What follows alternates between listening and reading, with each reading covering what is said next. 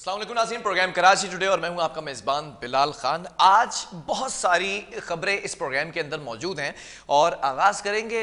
इस प्रोग्राम का कुछ बल्दियाती खबरों के ज़ुमरे में आती हैं वो खबरें जिसके अंदर सबसे पहली मुलाकात एडमिनिस्ट्रेटर कराची, जिनको अभी हालिया गुज़िश्ता दिनों के अंदर ही ये ओहदा मिला है, मुर्तज़ा वहाब का, और उनकी मुलाकात होती है पार्टी के चेयरमैन यानी कि बिलावल भुट्टो जरदारी साहब से। अब उस मुलाकात के अंदर तरक्याती मंसूबों पर गौर किया गया, कुछ बातचीत की गई है और कुछ डेवलपमेंट की बातें की गई हैं जो कि हमें फिलहाल तो अभी तक नजर नहीं आ रही, लेकिन कोशिश इनकी जारी है और उस कोशिश के ऊपर ही आज हम प्रोग्राम करेंगे कि कितनी कोशिशें की गई हैं जो कि नजर आ रही हैं। उसके बाद फिर वजीर बल्दियात नासिर हुसैन शाह साहब का डिप्टी कमिश्नर सेंट्रल के ऑफिस के अंदर SBCA का जो अथॉरिटी का इजलास किया गया उस पर भी थोड़ी बात करेंगे। फिर उसके बाद आगे बढ़ेंगे, DG KDA जो साबिक हैं वो क्यों अदालत पहुंच गए और एंटी करप्शन का किस इदारे पर छापा जो है वो देखा गया है और कौन कौन से रिकॉर्ड्स तहवील में लिए गए हैं।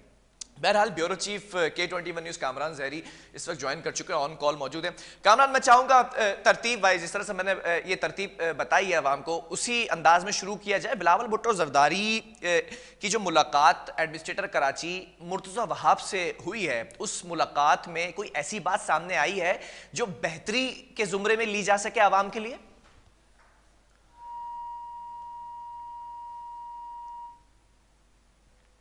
जी Kamran, can you hear me? I think technical issue है, कामरान को दोबारा कॉल पर लेने की कोशिश की जाए। बहरहाल कराची शहर की तरक्की मुसलसल ये तमाम सियासी जमातों का वतीरा रहा है कि तमाम सियासी जमातें जोर आजमाती रही हैं हर औकात के अंदर, हर दौर के अंदर। जो भी यहाँ पर मेयर रह चुके हैं, जो वजीर बल्दियात रह चुके हैं या फिर जो दीगर इदारों के नुमाइंदगान रह चुके हैं, लेकिन इस शहर का पुरसाने हाल कोई नहीं है। मैं हमेशा कहता रहा हूँ और इस शहर की हालत ज़ार पर प्रोग्राम करना मैं समझता हूँ फर्ज है। दोबारा ज्वाइन कर चुके हैं कामरान जरी। कामरान, मैं जानना चाहूंगा, बिलावल भुट्टो जरदारी की एडमिनिस्ट्रेटर कराची मुर्तजा वहाब से मुलाकात कोई प्रोडक्टिव मुलाकात रही है या फिर ये रूटीन की मुलाकात थी? बिस्मिल्लाहिर्रहमानिर्रहीम सल्लल्लाहु अलैहि वसल्लम। जी Bilal, thank you very much आपको और मेरे चैनल का। देखिए, बिलावल भुट्टो जरदारी साहब जो हैं वो पाकिस्तान पीपल्स पार्टी के चेयरमैन भी हैं और खुद भी जो है वो खास तौर पर कराची की जो डायनामिक्स जिसको हम कह सकते हैं कि वो उसकी अहमियत को पहचान चुके हैं, जान चुके हैं। इसलिए उनका पुरजोर जो इसरार इस टाइम पूरी पाकिस्तान पीपल्स पार्टी की जो आला क़यादत है उस पर है कि वो कराची की रिहेबिलिटेशन के लिए काम करें, कराची की बेहतरी की तरफ काम करें और आने वाले जो बीच में हडल्स हैं, चाहे वो गवर्नमेंट की सतह पर हों या पाकिस्तान पीपल्स पार्टी के अंदर मौजूद लोगों की वजह से हों, तो उन सबको दूर करके सिर्फ कराची की बेहतरी की तरफ सोचा जाए। अभी हमने हाल ही में देखा कि बल्दिया बस्ती के अंदर खुद पाकिस्तान पीपल्स पार्टी के अंदर DMCs के मामलात को लेकर बहुत चपकलिश रही और उनके कुछ मामलात ऐसे रहे कि खुद वहां के जो इलाकाई सदर हैं, जो जिले सदर जफर सिद्दीकी साहब हैं, उनकी जानिब से पाकिस्तान पीपल्स पार्टी के चेयरमैन को खत लिखा गया जिसमें उन्होंने DMC सेंट्रल और मुर्तजा वहाब के खिलाफ शिकायतों के अंबार लगा दिए। लेकिन उसके बाद क्योंकि शोहदाए कारसाज का एक बहुत बड़ा एक इवेंट सर पर पाकिस्तान पीपल्स पार्टी की जानिब से सर पर रखा हुआ था और पाकिस्तान पीपल्स पार्टी का मौक़िफ़ पहले उस चीज को पूरी तरीके से टेक ओवर करते हुए, क्योंकि चेयरमैन साहब की उसके अंदर एक बहुत बड़ी तकरीर थी शोहदाए कारसाज के हवाले से, और हमने देखा कि बिलावल भुट्टो जरदारी साहब का जो तकरीर का अंदाज था वो साहब पिछली तमाम तकरीरों से बिल्कुल मुख्तलिफ अंदाज में। तो हमने देखा कि बिलावल भुट्टो जरदारी साहब अपने साहब जो जिंदगी और माजी में जो चलते हुए जो करते हुए जो आ रहे हैं उसमें उनकी एक बड़ी सियासी जिसको कहते हैं तरबियत की जा रही है और उसका ही शाखसाना हमने उसके अंदर देखा कि उसके अंदर उन्होंने एक बड़ी पॉजिटिव कराची के लिए बात करी। उसके बाद जब ये शोहदाए कारसाज का इवेंट खत्म होता है तो उसके फौरन बाद उन्होंने मुलाकातों का सिलसिले को बढ़ाया और उसके बाद सबसे पहली मुलाकातों के अंदर वजीर बल्दियात साहब से उन्होंने नासिर हुसैन शाह साहब से मुलाकात करी कराची के हवाले से लेकर। उसके बाद एडमिनिस्ट्रेटर कराची को बिल्कुल शॉर्ट नोटिस के ऊपर उन्होंने बिलावल हाउस कराची बुलाया और उसके बाद उन्होंने उसके ऊपर कराची को लेकर एक बहुत जिसको कहते हैं पॉजिटिव बात करी और कराची की उनसे डायनामिक्स के बारे में पूछा। और एडमिनिस्ट्रेटर कराची मुर्तजा वहाब सिद्दीकी ने कराची में जारी तरक्याती कराची में जारी तरक्याती कामों के बारे में जब उनको ब्रीफिंग दी, तो उस ब्रीफिंग को मद्देनजर रखते हुए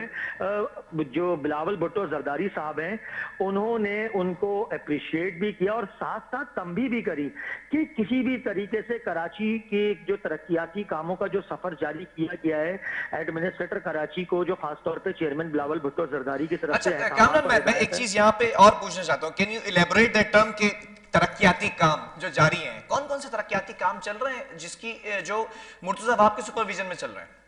देखिए बिलाल, बात दरअसल ये है कि एडमिनिस्ट्रेटर कराची का एक जो सिनेरियो है वो अभी आए हुए 2 महीने से ज़्यादा वक्त हुआ नहीं है। दूसरी बात ये कि एडमिनिस्ट्रेटर कराची खुद ये कह चुके हैं कि मैं कोई बहुत अरसे और बहुत लंबे वक्त के लिए एडमिनिस्ट्रेटर कराची मुंतखब नहीं हुआ हूँ, लेकिन मैं जितने अरसे मुंतखब रहूँगा और काम करता रहूँगा बतौर एडमिनिस्ट्रेटर कराची, तो मैं एडमिनिस्ट्रेटर कराची की हैसियत से पूरे शहर कराची का हूँ। मैं MQM पाकिस्तान के जो कारकुनान हैं मैं उनका भी एडमिनिस्ट्रेटर कराची हूं, या मैं पाकिस्तान पीपल्स पार्टी के कारकुनान का भी, मैं कराची शहर में बसने वाले हर शहरी का, हर बाकी का एडमिनिस्ट्रेटर हूं। तो उन्होंने बताया कि बहुत सारे, जैसे उन्होंने क्लिक के जरिए बल्दिया वस्ती के अंदर जो प्रोजेक्ट्स की नवीद सुनाई है, फिर उसके बाद वक्तन जहां पर ये तकरीबात में जाते हैं कोई ना कोई एक काम की नवीद सुनाता है। अगर इसके बाद अगर हम बात करें तो कराची के जो KMC के अंडर पार्क्स आते हैं, जो उजड़े पार्क थे, जो कचरा कुंडियों में तब्दील हो चुकी थी, जो ग्रीन बेल्टों पे कब्जा हो चुका था, जिन पर इंक्रोचमेंट्स हो चुकी थी, KMC के डायरेक्टर जनरल जुनेदुल्लाह खान हैं, उनकी सरबराही में उन्होंने टीम तश्कील दी और मुख्तलिफ इलाकों के अंदर उन पार्कों को सरसब्ज व शादाब करने में जो मुहिम Karachi clean and green. Murtaza Wahab की भी एक टीम है जो डिस्ट्रिक्ट्स के अंदर एडमिनिस्ट्रेटर लगाए गए हैं, क्या उनकी कारकर्दगी इत्मीनान बख्श है? क्या सेटिस्फाइड है मुर्तजा वहाब उनकी कारकर्दगी से, या फिर सिर्फ वो काम करते दिखाई नहीं दे रहे हैं? देखिए बिलाल, अब आपको थोड़ी सी तवज्जो चाहूंगा। बात दरअसल सिर्फ इतनी है कि एडमिनिस्ट्रेटर कराची को चेयरमैन बिलावल भुट्टो जरदारी ने अपनी ही जमात के अंदर बहुत से सीनियर रहनुमाओं के इख्तलाफात के बावजूद भी इतना बड़े ओहदे से नवाजा है। उसकी वजह यह है कि जो मुर्तजा वहाब सिद्दीकी साहब हैं वो भी इस शहर के वारिस हैं और उनका एक बहुत बड़ा सियासी बैकग्राउंड पाकिस्तान पीपल्स पार्टी के हवाले से रहा गया। और मैं ये समझता हूँ कि दुनिया ये कहती है, अपनी शनाख्त बताती है कि मैं बड़े बाप का बेटा हूँ, तो मुर्तजा वहाब साहब को फख्र होना चाहिए कि वो बड़ी माँ के बेटे हैं। और पाकिस्तान पीपल्स पार्टी के अंदर वो फौजिया वहाब सिद्दीकी साहिबा जो मरूमा है, उनकी बड़ी खिदमात थी और उसकी बिहाफ पर इनको जब ये काम करने का मौका मिला है तो वो प्रूफ कर रहे हैं। ठीक है, मैं उनकी नियत पर शक नहीं कर रहा हूं, मैं उसी बात पर आ रहा हूं। मगर बात दरअसल ये है कि बल्दिया बस्ती के अंदर, जैसा कि आज का ही एक बहुत बड़ा एक वाकया हम जिसको कह लें, बल्कि हम तो ये कह लेंगे, सानिया कह लें कि अरफा करीम के नाम पर डिस्ट्रिक्ट सेंट्रल के अंदर जो ब्लॉक 7 है, वहां पर एक जो MQM के जो पुराना मरकज था उसके बिल्कुल करीब एक पार्क के इफ्तिताह के अंदर मुर्तजा वहाब साहब ने वो पार्क का DMC के अंदर जो आता है उसका इफ्तिताह किया। इफ्तिताह के मौके पर DC सेंट्रल वहां मौजूद थे, इफ्तिताह के मौके पर एडमिनिस्ट्रेटर बल्दिया बस्ती वहां मौजूद थे और खुद जो एडमिनिस्ट्रेटर कराची ने वहां पर जब तकरीर शुरू करी तो उन्होंने साबका अदवार वसीम अख्तर के दौर के अंदर की बेज़ाब्तगियों को खुल्लम खुल्ला निशाना बनाया, एक सियासी पॉइंट स्कोरिंग भी करी। उन्होंने उसमें फायर ब्रिगेड के निजाम को बताया कि किसको टेंडर दिए थे, किसको नहीं दिए थे। खैर वो तो हम ये इनको भी ठीक है, ये तो हो गई मुर्तजा वहाब की बात। अब थोड़ा सा मैं आगे बढ़ना चाहूंगा। मूविंग फॉरवर्ड, वजीर बल्दियात सैयद नासिर हुसैन शाह की अगर बात कर ली जाए, बड़े धीमे अंदाज में मीडिया पे भी गुफ्तगू करते हैं, क्रॉस क्वेश्चंस का भी बड़ा अच्छा जवाब देते हैं। ये जो SBCA का इजलास डिप्टी कमिश्नर सेंट्रल के ऑफिस में हुआ है, जिसकी सदारत ये खुद कर रहे थे, क्या प्रोडक्टिव चीज सामने आ सकी है या फिर सिर्फ ये एक कागजी कार्रवाई समझ लूं मैं इसको? देखिए, सूबाई वजीर बल्दियात सिंध सैयद नासिर हुसैन शाह का ही मेन डोमेन है किसी भी बल्दियाती काम की, क्योंकि वो मिनिस्टर हैं बल्दियात के। लेकिन एडमिनिस्ट्रेटर कराची क्योंकि अभी लीडिंग ऑफ द फ्रंट यूं नजर आ रहे हैं कि पीपल्स पार्टी की तरफ से उनको एक खास टास्क दिया गया है कराची को संवारने का और कराची को फतह करने का। लेकिन सूबाई वजीर बल्दियात सैयद नासिर हुसैन शाह भी कहीं पर पीछे नहीं है। इसी में जब आपने देखा कि गुज़िश्ता दिनों जब डिस्ट्रिक्ट सेंट्रल के अंदर उन्होंने एक सरप्राइज विजिट किया गैर कानूनी तामीरात के हवाले से, जो डिस्ट्रिक्ट सेंट्रल के अंदर शिकायतों का अंबार था, तो तो उन्होंने डायरेक्टर जनरल SBCA सलीम रजा खोड़ो और अपने कोऑर्डिनेटर शहजाद मेमन के साथ सेक्रेटरी बल्दियात नजम शाह साहब और DG SBCA समेत तमाम लोगों के साथ डिस्ट्रिक्ट सेंट्रल का जब उन्होंने सरप्राइज विजिट किया तो वहां पर उन्होंने खुलम खुला एक ब्रीफिंग दी और ब्रीफिंग के अंदर उन्होंने SBCA की तरफ से जो मामलात असिस्टेंट कमिश्नर को, आपको शायद याद होगा बिलाल, हमने अपने प्रोग्राम में बताया था, साबका कमिश्नर कराची को जो हिदायत जारी की थी पाकिस्तान पीपल्स पार्टी के चेयरमैन बिलावल भुट्टो जरदारी ने कि गैर कानूनी तामीरात के खिलाफ कमिश्नर कराची एक्शन ले अपने असिस्टेंट कमिश्नर के जरिए। तो उसके अंदर कोई बेहतरी नजर आ नहीं रही थी और बल्दिया बस्ती के अंदर जो है बजाय गैर कानूनी तामीरात रोकने के बजाय उसमें दिन ब दिन इजाफा हो रहा था, जिसकी वजह से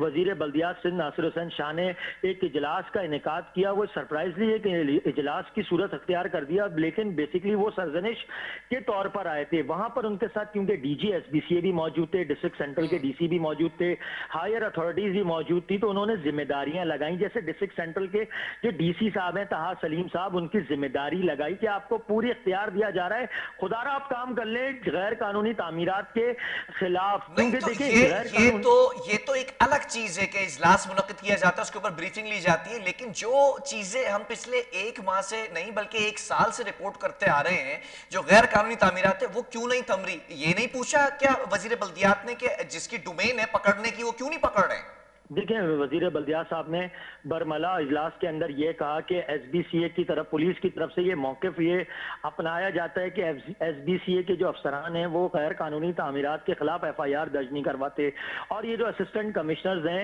ये भी जो है पॉइंट आउट उन बिल्डिंगों को नहीं करते जो बिल्डिंगें वाक़ियतन जो है गैर कानूनी तामीरात में मुलव्वस है, या वो बिल्डर वो अनासिर। वजीर बल्दियात ने यहाँ तक इनको अथॉरिटी दी है कि जहाँ पर रेंजर्स की ज़रूरत पड़े तो वहाँ पर रेंजर्स की भी मदद ली जाए और उनके जरिए गैर कानूनी तामीरात को रोका जाए। अब देखिए, मेरी बात समझने की कोशिश कीजिएगा बिलाल, असिस्टेंट कमिश्नर का काम होता है किसी भी इलाके के अंदर जो है किसी भी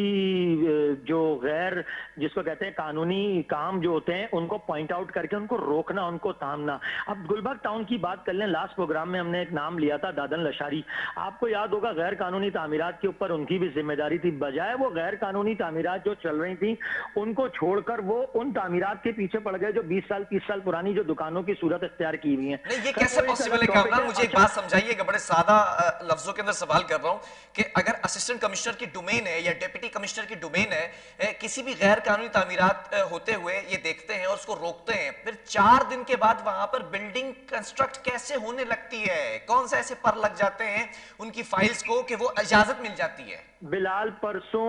वजीर बल्दियात ने जब ये अहम इजलास में सदारत करते हुए तमाम लोगों को शट अप की कॉल दी और रोक देने की काम की बात करी, तो कल डिस्ट्रिक्ट सेंट्रल का अमला, खुद DC सेंट्रल और खुद असिस्टेंट कमिश्नर मुतहर्रिक नजर आए SBCA के अमले के साथ और नोटिस चिपकाते रहे, सीलिंग ऑर्डर लगाते रहे और डिमोलिशिंग टीम के साथ खड़े रहे। लेकिन आज बिलाल हमारे पास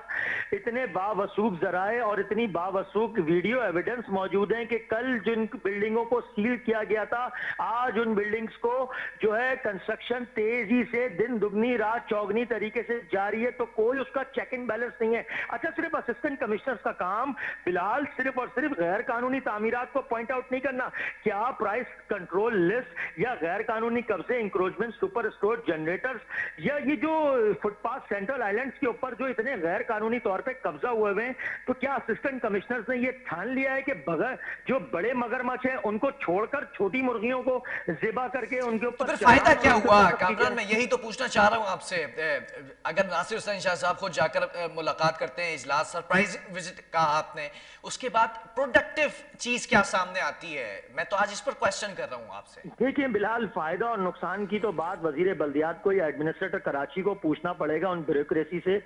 जो उनकी बातों को भी मेरे ख्याल से एक कान से सुन रहे हैं और दूसरे कान से निकाल रहे हैं। क्योंकि आप देखें, वजीर बल्दियात को और एडमिनिस्ट्रेटर कराची को मैं थोड़ी तवज्जो चाहूंगा बिलाल कि इन दोनों शख्सियात को इस बात पर गौर और बिल्कुल मैं कहता हूं सर जोड़कर जो है ना एक पेज पर आना पड़ेगा कि देखें, ये जो ब्यूरोक्रेसी होती है ये आज नहीं तो कल किसी और डिस्ट्रिक्ट, किसी और जिले के अंदर, किसी और जगह पर पोस्ट होंगे। लेकिन जो एक सियासी शख्सियात होते हैं, क्योंकि 2023 में आने वाला इलेक्शन इस बात को ये साबित करेगा, क्योंकि ये देखिए रिवाइवल होगा और बहुत से जमातों के लिए सर्वाइवल भी होगा। अगर पाकिस्तान पीपल्स पार्टी की जानिब से इस डिस्ट्रिक्ट सेंट्रल के अंदर अच्छे काम होंगे तो 2023 के अंदर अंदर यहाँ से मैंडेट मिलेगा। ठीक है और कामरान, अगर यहाँ से व्हाइट वॉश मूविंग फॉरवर्ड अगर एंटी करप्शन पर भी आ जाते हैं, ताकि मैं चारों चीजों को आज कंक्लूड कर लूं। यहाँ पर एंटी करप्शन का जो छापा पड़ा ईस्ट जोन की टीम का केडीए लैंड डिपार्टमेंट में, कुछ ऐसा मिला है जिसके ऊपर अब कोई सामने कार्रवाई हो सके, या फिर ये सिर्फ एक जो है वो डमी कार्रवाई थी, जैसे माजी के अंदर हम देखते हैं कि कार्रवाई होती थी, तलब कर लिया करते थे, डॉक्यूमेंट्स तहवील में ले लेते, उसके बाद कोई पुरसाने हाल नहीं होता था।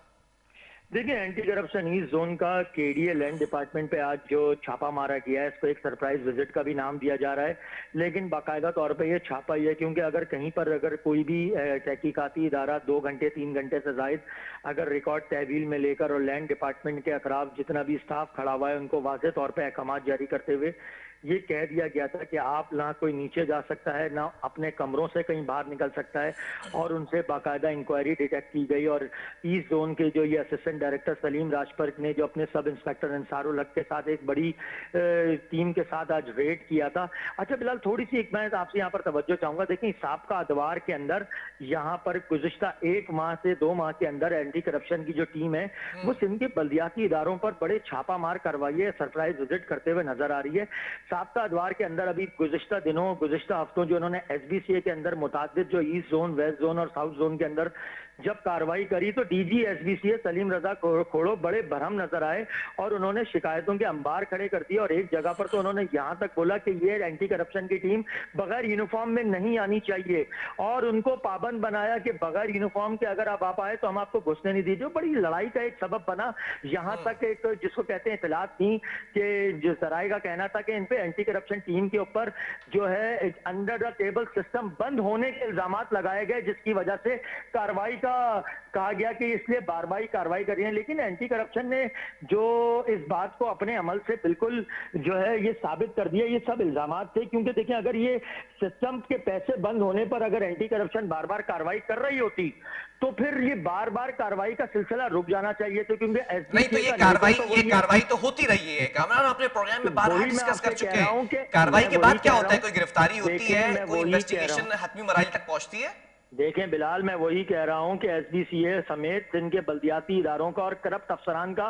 ये नेचर है कि मरता तो क्या ना करता। तो वो अगर एंटी करप्शन से अगर डील बनाने पे जाते तो, और अगर एंटी करप्शन अगर इस तरह की बात में अगर मुलव्वस होती तो ये छापों का सिलसिला रुक जाता। बिल्कुल, अगर उनकी रिकॉर्ड को तहवील में लिया जा रहा है, गिरफ्तारी का अमल तो कोई ऐसा सिलसिले में नहीं आ रहा, लेकिन छानबीन के जराए तो ये कह रहे हैं कि छानबीन का जो दायरा कार वसी सर वसी होता जा रहा है और दिन दुगनी रात चौगनी ये इन्वेस्टिगेशन टीमें बनाई जा रही हैं। और मैं ये समझता हूं कि आइंदा आने वाले हफ्तों के अंदर कोई बहुत बड़ा ब्रेक थ्रू एंटी करप्शन और तहकीकाती इदारों की तरफ से बल्दियाती इदारों में जरूर मिलेगा। ठीक है, अब ये क्या मामला है? साबिक डीजी के डीए आसिफ अली मेमन साहब अदालत क्यों पहुंच गए? ऐसा क्या हो गया? कह रहे हैं कि बरतरफी जो की गई है वो जबरी बरतरफी थी। How is it possible?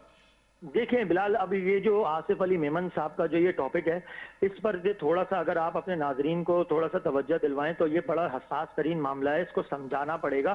देखें, ये 12 अक्टूबर 2021 को कराची डेवलपमेंट अथॉरिटी में बतौर डीजी तैनात आसिफ अली मेमन को उनके ओहदे से रूटीन ट्रांसफर पोस्टिंग के जरिए स्पेशल सेक्रेटरी स्कूल लिटरेसी में तैनात किया गया था। अच्छा, मगर सिंध की ब्यूरोक्रेसी में इस टाइम पर मैं आपको बताऊं बिलाल, तब्दीली की एक लहर नजर आई जब ग्रेड 20 के आसिफ अली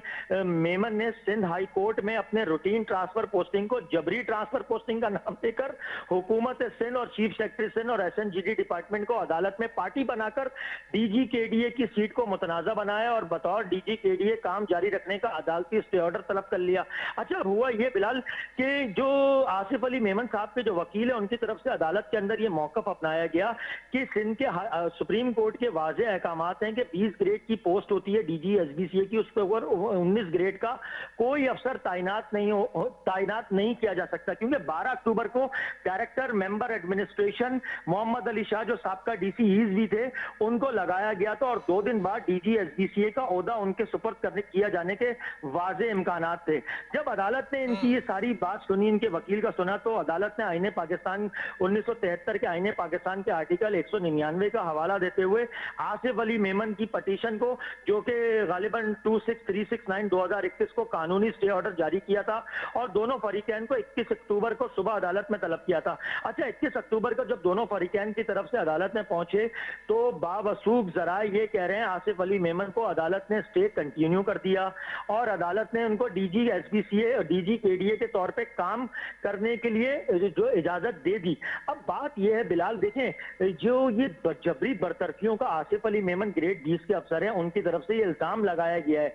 बात यह है कि सिंध के महकमा बल्दियात के अंदर कितने 19 और 20 ग्रेड के अफसरान हैं जो अपनी वेटिंग पोस्टिंग को जबरी वेटिंग पोस्टिंग कहते हैं। तो क्या वो ये आसिफ अली मेमन साहब का दिखाया हुआ रास्ता अपनाने जा रहे हैं? और जराए का तो बिलाल ये भी कहना है कि चीफ सेक्रेटरी सिंध की जानिब से पीर वाले दिन नए डीजी केडीए का भी ऐलान होने जा रहा है। तो ये मामला बड़ा संगीन से संगीन होता जा रहा है। और ये अदालत की तरफ से कोई एक्शन लिया गया है, कोई डायरेक्शंस दी गई हैं अब तक? अदालत की तरफ से आसिफ अली मेमन को जो स्टे दिया गया है एज अ डीजी केडीए काम करने के लिए, वही दिया गया है कि आसिफ अली मेमन बतौर डीजी केडीए स्टे ऑर्डर पर काम करते रहेंगे उस वक्त तक जब तक ये केस चल रहा है। अच्छा देखिए, आसिफ अली मेमन जो है खुद भी डायरेक्टर लैंड रह चुके हैं मुताबिद दफा केडीए के अंदर, तो वो केडीए की डायनेमिक्स को बहुत अच्छी तरीके से जानते हैं। जराए का ये कहना है कि आसिफ अली मेमन का ये कहना है कि जो सुप्रीम कोर्ट की हिदायत के मुताबिक